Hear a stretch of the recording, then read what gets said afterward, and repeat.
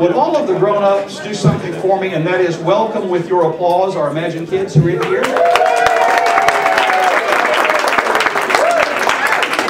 Because young people, you are a really special part of the reason why we're here. We're so proud of you. And we're going to invite you to do something that, even though your moms and dads have told you all your young lives you not to do this, I'm going to tell you it's all right today. It's all right to eat in church. And so if you have not gotten refreshments, there are plenty back here. Feel free to help yourselves and get some and bring them here to the seats, okay? And we're so grateful that so many of you have remained for this. And I'm just really touched. We have new worshipers who are here with us. And Bruce and Betty are here for the first time. I don't mean to put you on the spot. We're not going to ask you to stand up and make a speech. But they remained for this. And I think that's tremendous. Their first Sunday. Would you join me in expressing thanks for this? We're going to get started so we can be finished within 30 minutes, and that's what I have promised. We're going to take a look at the future of Imagine Church, and I want to tell a little bit of this story of how this came to be.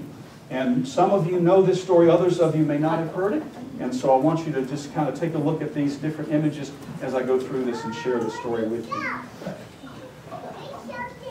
How did the Imagine movement come into being?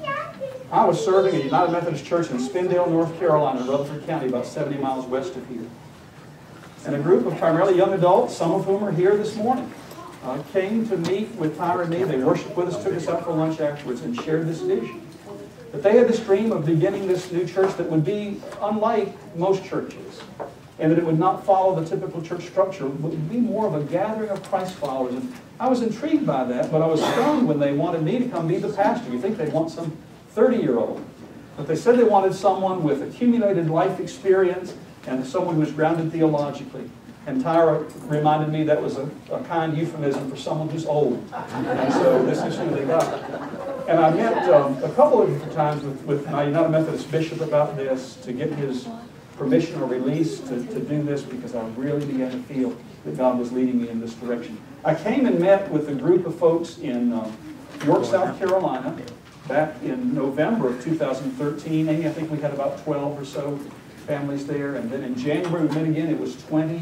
And then this thing began to kind of take off. We started having imagination sessions, we called them, in January of 2014. And then Tyra and I took the plunge. We moved back to Lake Wiley. We had a house here that we kept. We had renters in it. And it kind of just worked out in an amazing way, because we had to tell them, you have to move out of our house. And before I even called, the management company called me and said, the renters are buying a house in Palisades and they want to turn their house back over to you. God just provided in amazing, amazing ways.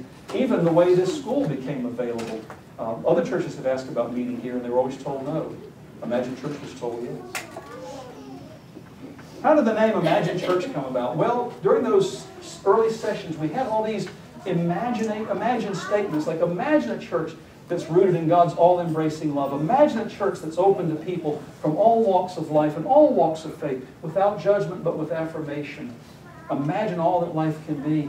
We had a whole list of possible names, but Sandy Engel, who couldn't be here today, but she was at one of those meetings, and she said, the name needs to be Imagine Church. And we all looked at each other and realized she was right. Right now, to our knowledge, there are 3 Imagine Churches in the United States, one in Westfield, Indiana, Honolulu, Hawaii, and in Charlotte, North Carolina. So we are the vanguard of a whole new movement of Imagine Churches. That's how the name came to be. And I like that last statement that's there. Imagine how big you would dream if you knew you couldn't fail with God. And that's really what guides us. We can't have a dream that's too big, because God is the one that's in back of this and behind it and supporting it and making it happen.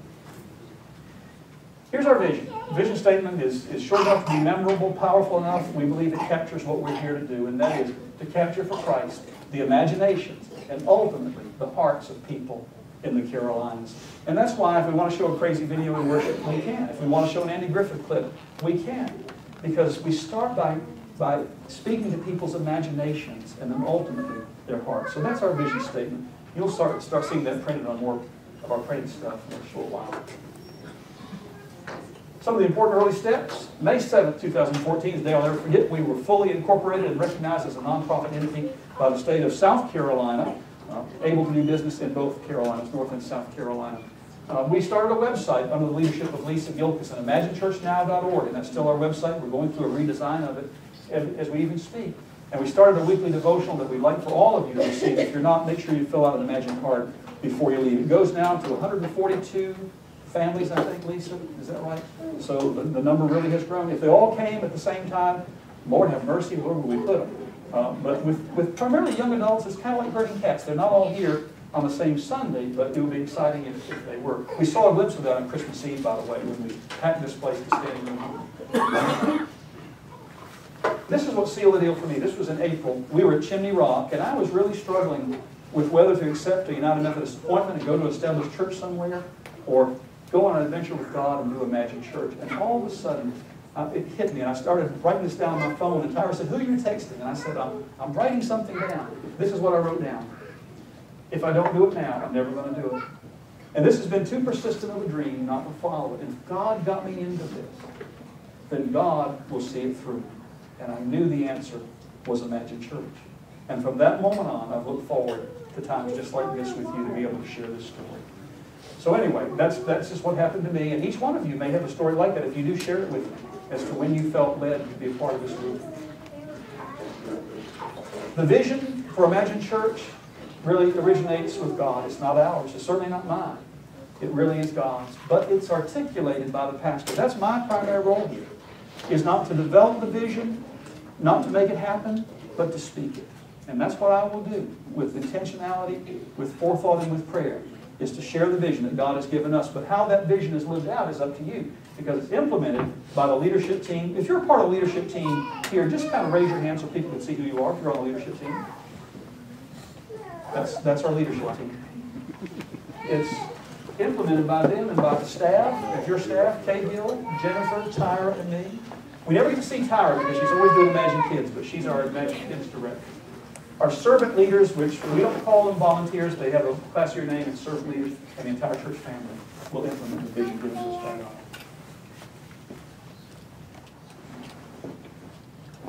We have 6 core values, and I want to share those with you just very quickly. Number 1 is reaching those who are far from God. And we're going to publish this so you can look up these scripture verses if you wish. The second is serving those in need. A good example of that was Christmas. We had a total church project, but yet our Imagine Kids had a project that they were doing for families. Our Imagination Youth had a project that they were doing for another family. Everybody was involved in doing something for someone in need at Christmas. We're doing that again next week with the Super Bowl of Caring. Number 3, do everything with excellence. Why? Because God deserves our excellence. And offering grace in all situations. We know that the nature and character of God is revealed for us in Jesus Christ. And the Gospel of John says it clearly. Jesus came full of what? Full of grace and truth. Far more than a God of judgment or discipline. God is a God of grace. We're going to show that in every application. And then number 4, being culturally relevant and relationally authentic. Because these are 2 things that this church values that we recognize are so important. To be relevant to today's culture. The message never changes, but the methods are always changing. And to be relationally authentic, to be real, to admit our own shortcomings, failures, because everybody has them. We're going to be honest before God and before each other. We'll value relevance over tradition. And we do some things that may feel a little bit traditional, but the only thing really sacred is Christ. And so if things need to change, we may have to let go of some things that are meaningful. We'll let go of them in a quest to continue to be relevant. And then number 6, what do we celebrate? Every church celebrates something. One church I did a consultation at, they celebrate softball championships. Well, that's fine for them. But we're going to celebrate what heaven celebrates, and that is life change. And so it was so exciting at Christmas Eve to see Jordan and Jessica Phillips be baptized. That was something that we celebrated. We've got others coming up in just a few weeks. Grace Galliotta is going to celebrate that. We get her grandparents here, I think, on February 15th. We have other young people, other adults that are considering that. You know, Luke 15 says that there's more rejoicing in heaven over one sinner who repents than over 99 righteous who need no repentance. Every church celebrates something. We celebrate life change here. And that happens best in the context of community. Okay? Those are our core values. Just wanted you to take a look at those. I'm going to share just a few things about who we are and who we see ourselves to be. And this is kind of at the heart of what Imagine Church is. Fundamentally, we are the body of Christ in this region. And we hope to bring glory to God by doing what? By making disciples. And that is leading persons into a relationship with Christ and then assisting them in their faith journey as Christian disciples. That's the first thing that we're called to do. Our primary objective is that people don't join the church. How many people here yet have joined Imagine Church?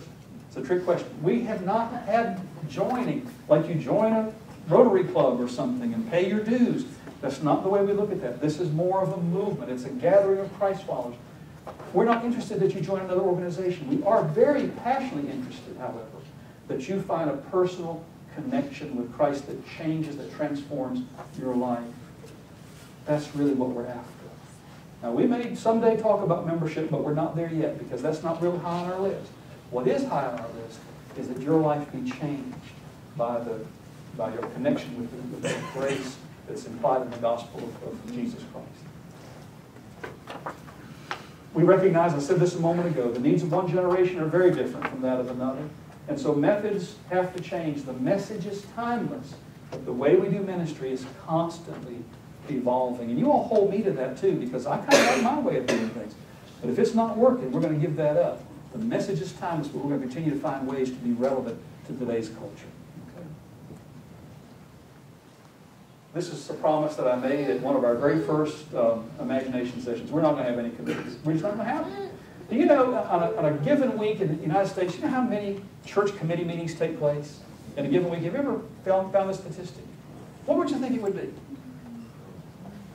300,000 committee meetings in a given week among the churches in America. And the church in America is basically in decline. So if committees was the answer, we would have solved this a long time ago. What happens with committees is people meet, but they don't really ever do anything. Let's just not have them. If we need a team, we'll put together a team. When Cahill came to me back in the fall and said, the youth want to do a mission project at Christmas, I said, well, that's fine. Find the people you need. If you need money, raise the money. And so he raised the money one Sunday. The youth did it, put it together. We don't need committees. We're not going to go there. We're just not going to go there. So we will not have committees. However, what we will challenge you to do is to invest your lives in ministry in the public crossroads of life. You're not called upon to lead the church. We've got a leadership team. They can do that with one arm tied behind their back. But what you are called to do is to invest your life in ministry in the name of Christ. And when you find a ministry that you feel like we ought to do, share it with the leadership team. Share it with me. And we may tell you, go for it. Pull the people together that you need, raise the money you need, and do it. That's the way it happens in Imagine Church. The reason for that is this.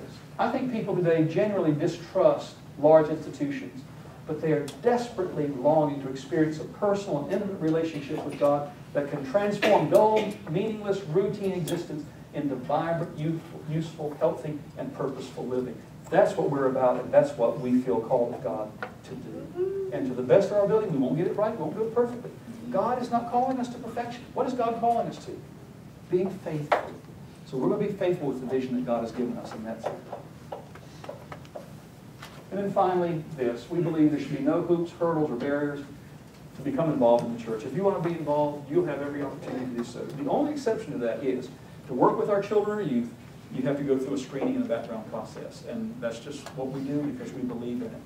But other than that, if you want to be involved in ministry, you have an opportunity to be involved in ministry. You've experienced our worship. Everybody here was here today for worship. We aim it not just at people's heads, but at your hearts. Because the atmosphere should be celebrative, positive, and thankful. And bless their hearts, our musicians who do that. We pay them in coffee and donuts, and that's really about it. But they do it so beautifully every week, and we're so proud of them for that, and we're grateful for what they do. And then the last one is this. As Christians go deeper in their faith, they become Christian stewards to invest in God's kingdom instead of in their own. We're going to be able to talk about that in February during Lent a little bit more. We've not really addressed money. Haven't addressed that at all because I have this strong belief that people think a new church, all they're really interested in is my money. And we're not, because the money is all God's. God will provide what God needs for this ministry. He will. We know that. And so we just haven't really had to talk about it. But as we become committed Christian men and women, followers of Christ, we become Christian stewards. And we will talk about that in the coming weeks. Let's move on. We're going to always be a simple church. Amy Davis turned us on to this book early on, and that is Simple Church. It's a great book. And we will not try to be everything to everybody. We're going to do a few things and do them with excellence and with grace, and that's all we're going to do. And I mean, even 10 years from now, if I have anything to say about it, we're not going to do rummage sales, yard sales, and all these things, men's breakfast, things that just kind of burn people out. We're going to do 5 things and do them to the very best of our ability. Let me show you what those 5 things are. Number 1 is the Imagine Worship experience. You experienced that today. It is celebrative, thankful, upbeat, positive, one that demonstrates, hopefully, grace. That's what we try to do in worship. Number 2, our second ministry environment is High Impact Children's Ministry, and that's Imagine Kids. And we happen to have, for the second time, she was here Christmas Eve in our worship setting, the director of Imagine Kids, and that is Tyra Jones. Tyra, come and say just a word about it.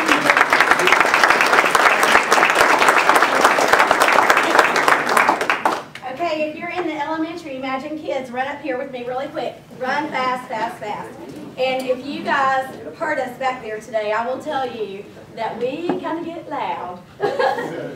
This is just part of the kids. We also have preschool. You can come up here, Tyler. You can come up here. We have a nursery and preschool group too. But we are so fortunate that we are using a curriculum. It's called Orange Curriculum, and it kind of started out of a church in Georgia.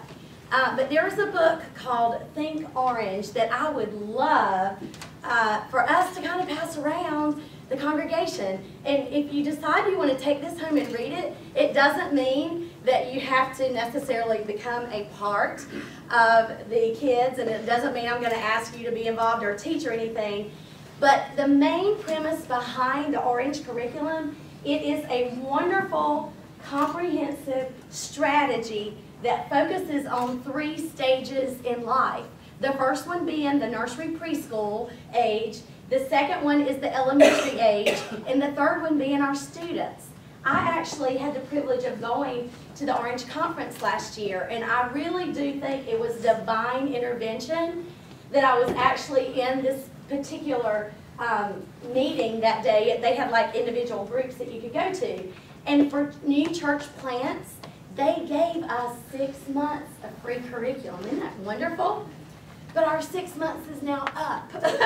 So we are going to need to pay for our curriculum for the next year. And some of you may have seen the kids over there with their iPads and whatnot. I mean, at Crowder's Creek, they get iPads in school now. So they are in a digital age. Now, I don't let them have their iPads out while we're doing our lesson. However, we do have digital.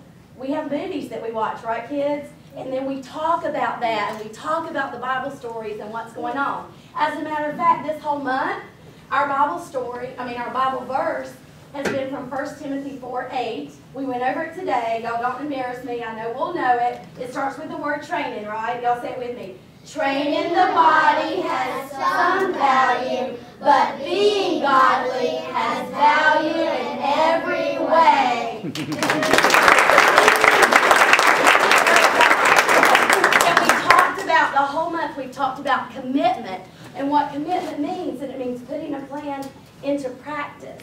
So anyway, I'm just so proud of them. We do have a great group of kids. We're at the point now, we've had them all together for the elementary kids. We're at the point now, we really do need to separate them out into 2 small groups. We need to have 1st and 2nd grade together, and we need to have 3rd, 4th, and 5th grade together. But they'll come together to watch the videos, talk about the Bible story. So you all be praying if you would be interested in doing like a small group for either 1st and 2nd grade or 3rd, 4th, and 5th grade. And I'm going to leave this book up here at the front. And just come to me. I would love for somebody to take this home and read it today, and we can pass it around the congregation. But just let me know who you are that takes this home, because it's called Think Orange, and it's about the Orange Curriculum, and it is fabulous. Orange is about the church and the families coming together to teach our kids, and it's about helping the kids learn truly how to have a relationship with God, starting at the preschool level and going all the way up through the students. So thank you all for bringing your kids to church. They are such a blessing. Thank you guys for coming up here with me.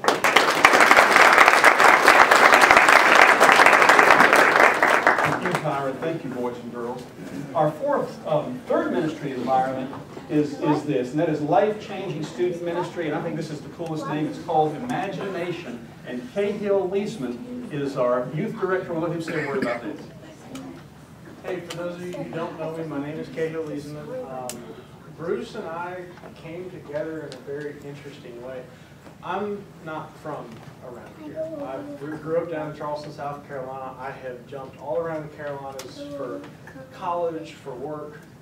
I ended up in Spindale last year and got to know Bruce. And when Bruce told me what I then saw as devastating news that he was moving away from Spindale, I thought, oh my goodness, I'm losing my pastor. A month later, I called him and said, I have an interview in Rock Hill. Pray that this goes well. And I got the job in Rock Hill. I'm here today. I grew up with not the greatest youth experience. I didn't have a youth group until I was really didn't have any other than Sunday school until I was in middle school. And I jumped from church to church with my mom, trying to find a good youth group. Everywhere we went was pretty much the same thing. It was, you got together every week and you had something to eat, you talked a little bit about God and everything, and then you went outside and played. Which, don't get me wrong, we all want to have fun when we're dealing with Christian matters, but I want this youth group to be different. And just like Tyra was kind of saying, it takes a village to raise a child. When we're talking about multiple children, it's going to take a few villages, and that's where y'all come into play. This youth group needs your support, especially in prayer. I'm very much stepping out on a limb. I don't have training in how to be a pastor like Bruce does or all this stuff, but I know what youth group meant to me and how important it is in raising your children. I am a former police officer. I've been a 911 dispatcher. I'm now a quality control chemist at a metals finishing plant. So I've done quite a few different things in my life, and I've gone where God has led me, and that's what I want to be able to do, is to open your children's eyes that God has a plan for them. We have no clue what that plan is, and all we have to do is listen. He'll show us the way. I want to teach your youth how to deal with the tough issues in life. Like Bruce said, we're all about celebrating life change. How many people remember going through middle school and high school and how tough of a change that was? I know it was rough on me. I want them to understand that you have people to turn to when you're dealing with the rough time. I want to be one of those people. I want Bruce to be one of those people. I want the parents of our youth to be those people. But I want them to understand that there's three people, Father, Son, and the Holy Ghost, that no matter what they are doing, they can stop what they're doing, say, God, I need help. I need guidance. Or, God, this great, awesome thing is happening right now. I want to celebrate it with you. I want them to understand that being a Christian is more than just coming to church, reading Bible verses, singing songs, listening to the pastor. A Christian life is an active life. We're going to do a lot of fun things. This past week, we went to Winter Jam. Took a small section of the youth and went to a concert that had everything from, pop to rock to heavy metal. I was a bit blown away by the heavy metal bit. I didn't realize just how much fun that could be. Music, and there's so many different things that we can incorporate into a Christian life. One of the projects that I have planned for our youth, it's really mostly once I get the recipe down. We're going to meet one Saturday this year and get together and actually hands-on, we're going to make the bread that we use in communion the next day. We're going to talk about what communion means to the church. Our next youth meeting, I don't have anything written on this yet, so parents, write this one down. February 8th, we're going to be meeting at the Davis's house for our next meeting. We're going to talk about prayer. Bruce is going to come and talk about it from a biblical perspective, and we're going to talk about how it's more than just, God is great, God is good, we all know that prayer. It's more than just what you do at night, it's more than just what you do at church. This is a very different adventure for me and for our youth.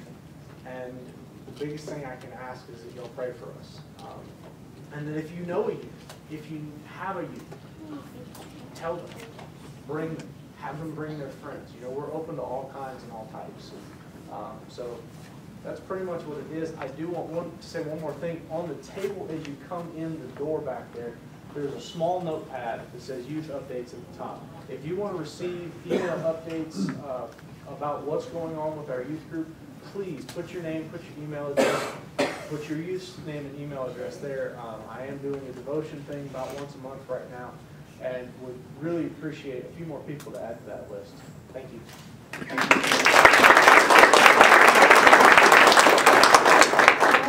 Our fourth ministry environment is discipleship life groups. That's the one we haven't really begun yet, but in 2015 we will. And this is where it gets a little bit, we have to get creative because we really don't have a place we can use all during the week, but we do have our homes. And life groups are wonderful to meet in homes, and I've challenged our leadership team. Many of them will start beginning their own life group later this year. You'll hear more about it. And then our fifth is simply the mission component. That is hands-on mission involvement. We saw that as a church family at Christmas. You'll see it again next week with the Super Bowl of Caring, and then again at Easter and at different times during the year. Those are the 5 ministry environments that we'll have for Imagine Church. Now, for the last few minutes, I want to talk about the future. What are the next steps for the Imagine Church movement in 2015 and beyond? Let's take a look. The first thing to do is to continue to grow this movement. And the way to do that is very simple but very strategic, and it's really up to you more than it is up to me. There are 3 things you can do. The first is invite. And the second is invite. And the third is invite. And why is that more important for you to do it than for me to do it? I'll do it, and I do it all the time. But when I do it, what do people think? Bruce is doing that because that's his job. But when you do it, they think, wow, this really has meant something to her, to him, to them. I need to check that out. You know, D.T. Niles once said that the whole Christian movement is nothing more than one beggar telling another beggar where to find bread. And that's what I challenge you to do and ask you to do, is to share this with neighbors, friends, people you work with, people you play golf with. And the better thing is say, let me bring you Sunday, and we'll go out for lunch afterwards and I'll treat you. No, you don't have to say that. But just invite people to be a part of this movement. The second thing that we need to do is to become a generous church family, and that is to increase our giving by teaching stewardship and tithing to support the ministry that God has given us to accomplish. I know that God's going to provide that. Let me take 30 seconds to tell you a quick story. I've done new church development before. It's just been in my heart and soul from the time my parents, along with Ren Eller, who's here today, and his family, we all became Christians because of a new church that was formed in the Milford Hills area of Salisbury, where we grew up, back when we were just kids. But it changed my family's entire life as my mom and dad became Christians because of that new church. And therefore, my life just went on a different path, so I know how important this is. But then, years later, when I finished seminary, I'd been an associate minister in Winston-Salem. The Methodist bishop appointed me to start the first new church in western North Carolina in some 8 years. I had no clue what I was doing, 28 years old. But we bought land. We had no money to pay for it, but we put together this fund to try to raise some. And anyway, we buying from this family, and we had to make a semi-annual payment of like, I don't know, $10,000. This was back in the 1980s when $10,000 was a lot of money.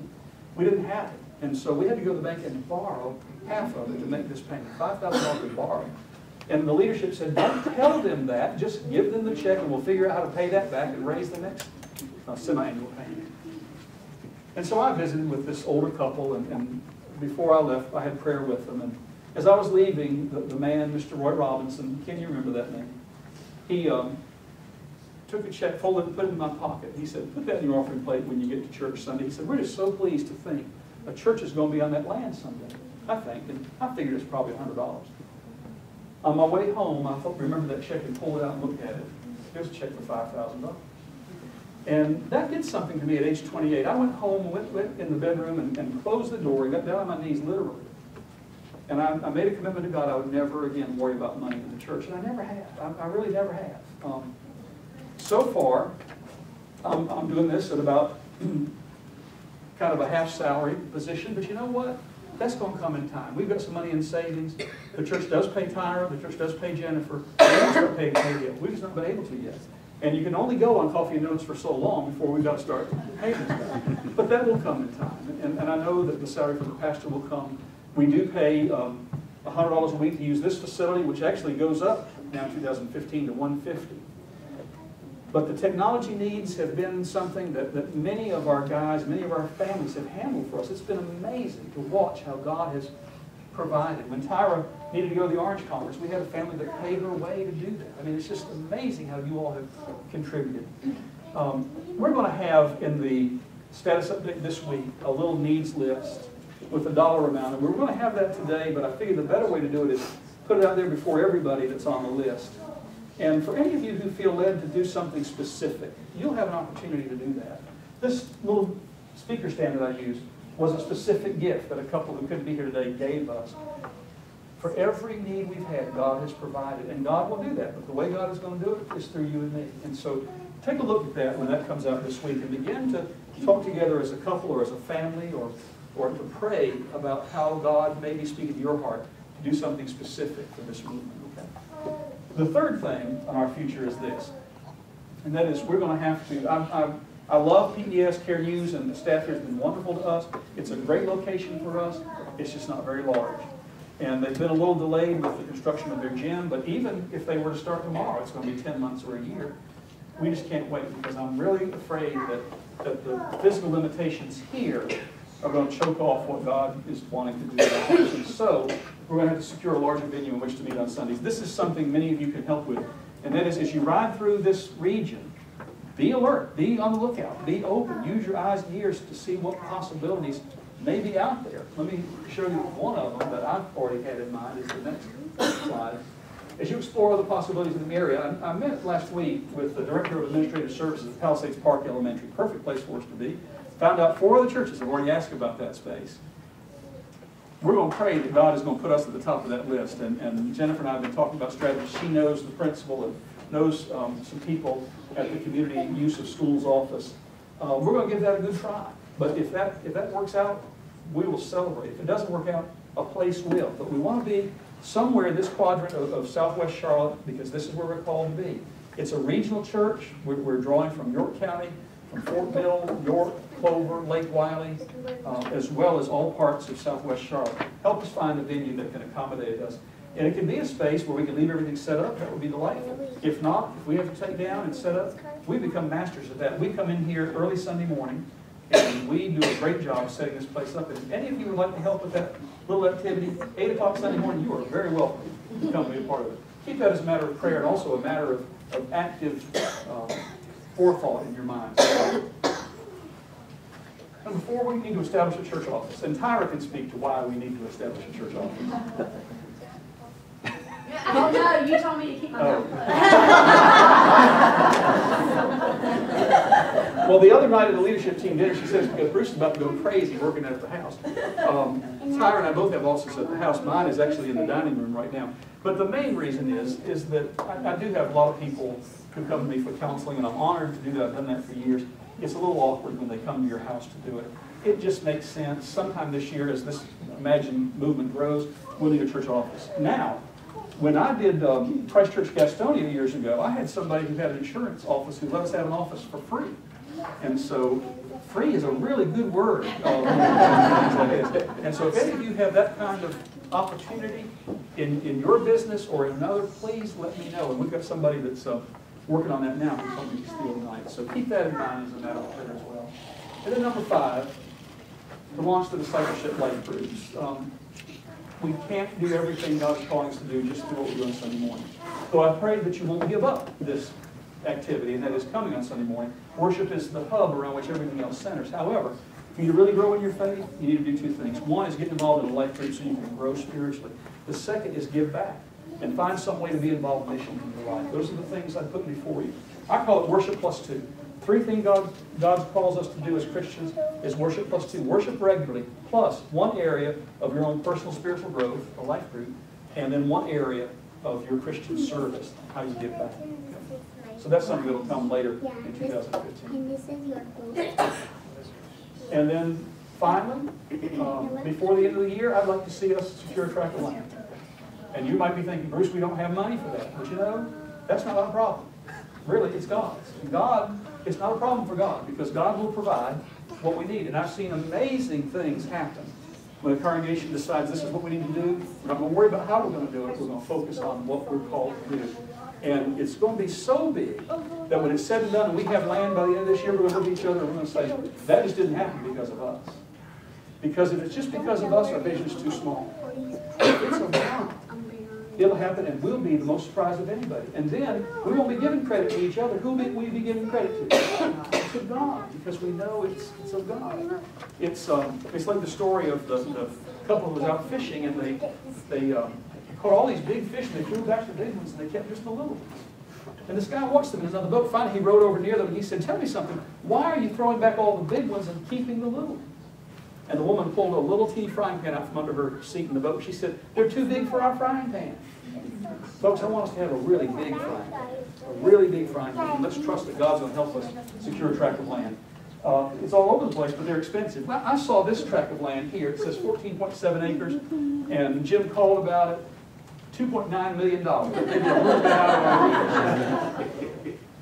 This one, 3.6 acres, might be really doable for us. However, most conventional thought would say 3.6 acres is just not enough land to put a church on. Let me show you the next slide. You might be surprised. As we move beyond 2015, we're going to have to talk about a facility that someday will be God's. It'll be ours to use, but it'll be God's. Because we're basing everything on this verse from Matthew 6. Do you remember the parable Jesus told about the two builders? The one who built on the sand. What happened to that house? And the winds blew and the floods came and the rain fell and the house fell because it was founded on the sand. But the wise builder built his house on the rock. And when the winds blew and the floods came and the waters rose, the house didn't fall. Why? Because it was built on a sure foundation. That's what we're endeavoring to do here.